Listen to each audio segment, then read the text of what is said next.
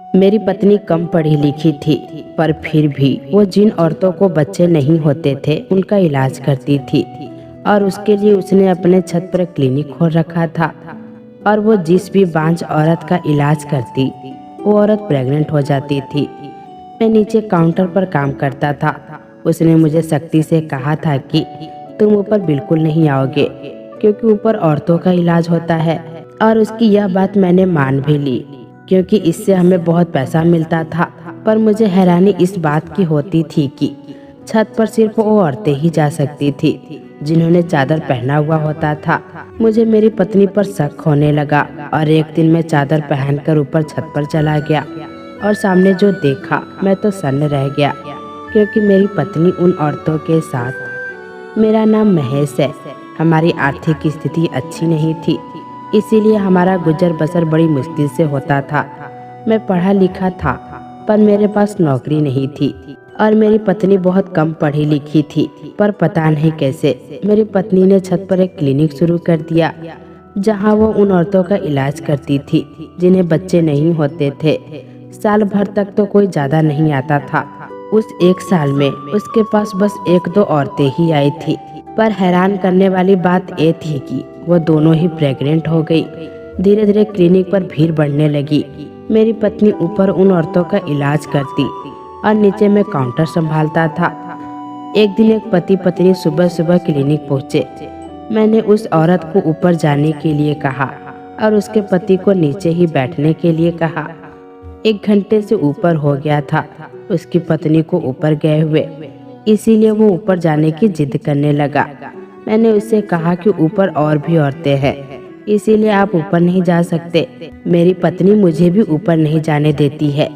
यह सुनकर वो चुप बैठ गया। थोड़ी देर बाद 3-4 औरतें चादर पहने हुए छत पर चली गई। करीब 3-4 घंटे बाद उस व्यक्ति की औरत नीचे आई। मैंने गौर से देखा तो उसके हाथों में कोई दवाई नहीं थी, पर चेहरे पर खुशी जरूर थी। दोनों पति पत्नी वहां से चले गए। थोड़ी देर बाद वो दोनों औरतें नीचे आईं और चली गईं, और उन्हीं के पीछे पीछे मेरी पत्नी सुनीता भी नीचे आ गई। उसने अपने चेहरे से मास्क हटाया और जो हैंड ग्लव्स पहने हुए थे डस्टबिन में डाल दिया। मैंने उसे देखा तो वो हल्की सी मुस्कुराई। तभी मैंने पूछा कि सुनीता, तुम कम पढ़ी लिखी हो, फिर कैसे इन औरतों का इलाज करती हो? उस पर उसने कहा कि मेरे लिए बस इतना ही काफी है कि मैंने ऐसी औरतों की गृहस्थी टूटने से बचाई है। यह सुनकर मैं शांत हो गया। पता नहीं वो मुझसे क्या छुपा रही थी, पर आखिर मैं उसका पति हूँ। कम से कम उसको मुझे तो बताना चाहिए था। शुरुआत में मैं उसके काम पर ज्यादा ध्यान नहीं देता था, पर धीरे धीरे उसका नाम सब जगह हो गया। शुरू में तो वो 1 या 2 औरतों का ही इलाज करती थी, पर अब वो दिन में करीब करीब 40 से 50 औरतों का इलाज करती थी। अकेले को ये सब संभालना बहुत मुश्किल हो रहा था, इसीलिए मैंने सोचा कि जो काम मैं कर सकता हूँ वो करके उसका बोझ हल्का कर देता हूँ। तो मैं नीचे काउंटर शुरू करके उन औरतों का ब्लड सैंपल लेता। उनके ट्रीटमेंट के करीब 3-4 घंटे लगते। मैं हर बार उससे पूछता कि आखिर तुम किस तरह से इलाज करती हो, और वो हर बार हंसकर टाल देती थी। मैं कभी कभी सोचता कि उस क्लिनिक में पेशेंट होने पर मुझे जाना मना है, पर पेशेंट न होने पर भी मेरे लिए सख्त मनाही थी।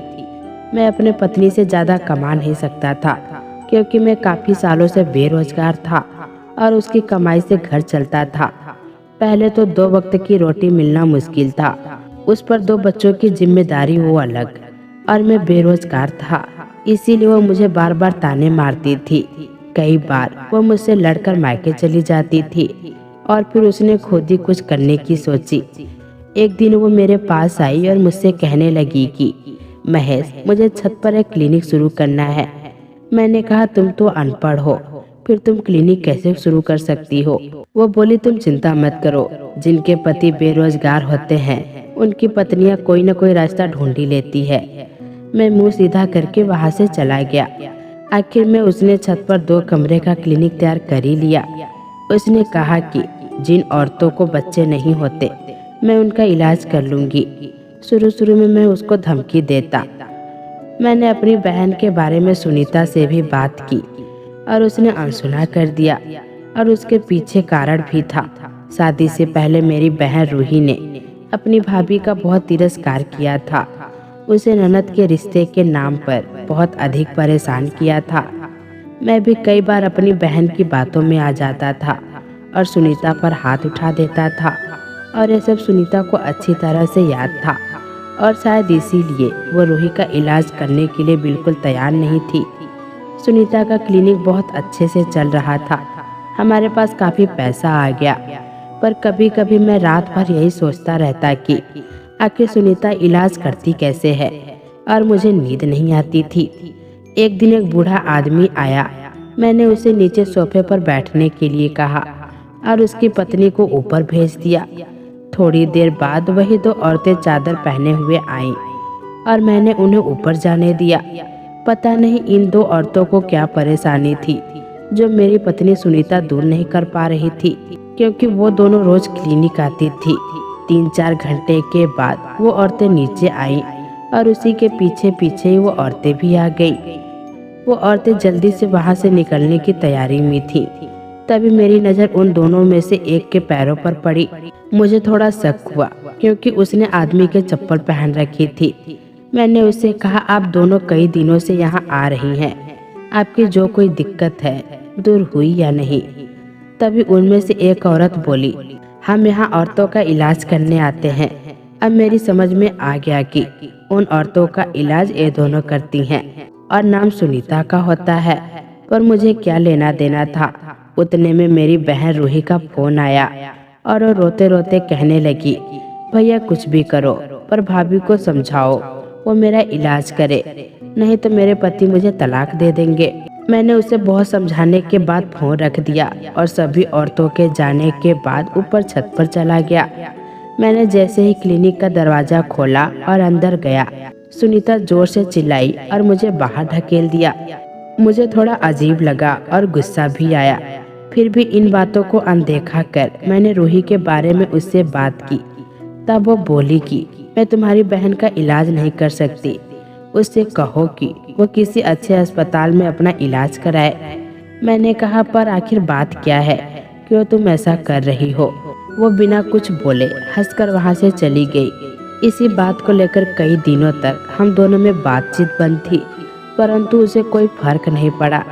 आखिर वो पैसे कमाने जो लगी थी, उसकी नज़रों में मेरी कोई कीमत नहीं थी। कुछ दिनों बाद मेरी बहन रोती रोती घर आई और कहने लगी, भैया कुछ भी करो पर भाभी को कहो ना मेरा इलाज करने के लिए। आज मेरे पति ने मुझे मारकर घर से निकाल दिया और बहुत जल्द वो मुझे तलाक देने वाला है। ये सब सुनीता सुन रही थी, पर उस पर इन बातों का कोई असर नहीं हुआ। मैं सुनीता के सामने हाथ जोड़े और कहा, रूही ने शादी से पहले तुम्हारे साथ जो व्यवहार किया उसके लिए मैं तुमसे माफ़ी मांगता हूँ, पर तुम उसका इलाज कर दो वरना उसका पति उसे तलाक दे देगा।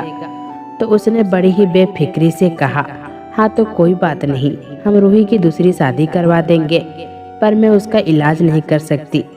मैं हैरानी से उसकी तरफ देखे जा रहा था, पर क्यों, तुम उसका इलाज क्यों नहीं कर सकती? तब उसने कहा कि ये मेरा कसम है, मैं अपने घर की औरतों का इलाज नहीं कर सकती, और ऊपर क्लिनिक में चली गई। कुछ दिनों बाद रूही का तलाक हो गया और वो हमारे पास आ गई। मुझे सुनीता पर बहुत गुस्सा आ रहा था और मुझे यह भी पता करना था कि उसने रूही का इलाज क्यों नहीं किया। अब तो रूही सुनीता का और भी ज्यादा तिरस्कार करने लगी। वो मुझे बार बार कहती कि भैया क्यों भाभी ने मेरा इलाज नहीं किया, और वो उस पर नजर भी रखती थी। मैंने उससे कहा, यह मेरी भी समझ में नहीं आ रहा है, पर मुझे कोई रास्ता नजर नहीं आ रहा। रूही ने कहा, नहीं भैया कोई बात तो है जो उन्होंने मेरा इलाज नहीं किया, मतलब दाल में कुछ काला है। वो लोगों का इलाज नहीं कर रही हैं, बल्कि आपको धोखा दे रही हैं। पर आपकी आंखों पर पट्टी बंधी हुई है। कल आपने उस चादर पहनी हुई औरत को देखा था, वो औरत नहीं आदमी था। जब भी कोई औरत इलाज करवाने आती है, आप काउंटर पर उसका ब्लड सैंपल लेते हैं, तभी वो दोनों औरतें आती हैं। वो दोनों आदमी यानी पुरुष हैं। जरूर आपकी बीबी कोई बड़ा खेल खेल रही है। रूही ने जो कुछ बताया था वह सुनने के बाद मेरे मन में भी शक आया था। मैंने उससे कहा कि कल हम दोनों चादर पहनकर ऊपर छत पर क्लिनिक में जाएंगे। दूसरे दिन एक औरत चादर पहने हुए आई। मैंने उसे ऊपर जाने के लिए कहा और उसके पति को नीचे ही रहने के लिए कहा। इतने में ही मैंने रूही को फोन करके बुला लिया और हम दोनों चादर पहनकर ऊपर पहुंच गए। सुनीता का क्लिनिक बहुत बड़ा और सुंदर था। इलाज के लिए आई हुई औरतें शांत बैठी हुई थी। जब हम दोनों अंदर गए तो सुनीता को लगा कि हम दोनों वही दोनों औरतें हैं जो इलाज करने के लिए आई हैं। सुनीता बोली, अच्छा हुआ तुम दोनों जल्दी आ गई। यह फाइल लो और इसका नाम लिख लो। इसका ब्लड ग्रुप O पॉजिटिव है और इसे O पॉजिटिव वाला ही बच्चा दो। ये सुनकर हम दोनों ने अपने चेहरे से चादर एक साथ हटाया। हमें देखकर सुनीता थोड़ा डर सी गई। मैंने कहा, अब तो तुम्हें बताना ही पड़ेगा कि आखिर तुम क्या और कैसे इलाज करती हो। तब सुनीता कहने लगी, तुम तो बेरोजगार थे, गरीबी ने हमारा क्या हाल किया था तुम्हें तो पता ही है। तभी मेरी एक सहेली ने मुझे ऐसी औरत का इलाज करने के लिए कहा। मेरी सहेली एक NGO चलाती थी जहां उन अनाथ बच्चों को संभाला जाता था जिन्हें उनके माँ बाप कूड़े के ढेर में फेंक कर चले जाते थे, और बिन ब्याही लड़कियां भी उसके NGO में अपने बच्चे दे जाया करती थी। वह उन बच्चों की देखरेख करती थी। उसी ने मुझे बताया कि अपने समाज में जब किसी औरत को बच्चा नहीं होता तो वो तो या दूसरी शादी करने पर जोर दिया जाता है या फिर बच्चा गोद लेने पर। इस तरह कितने ही लोगों की जिंदगी बर्बाद हो जाती है। मेरी सहेली ने अपने 2 नौकर दिए थे। जब कभी कोई औरत इलाज कराने आती तो मैं उसे साफ साफ बता देती कि यहाँ कोई इलाज नहीं किया जाता है और मैं कोई इलाज नहीं करती। तुम्हें बच्चा जरूर मिलेगा, लेकिन उसके लिए तुम्हें 7 महीने अपने पति से दूर रहना है।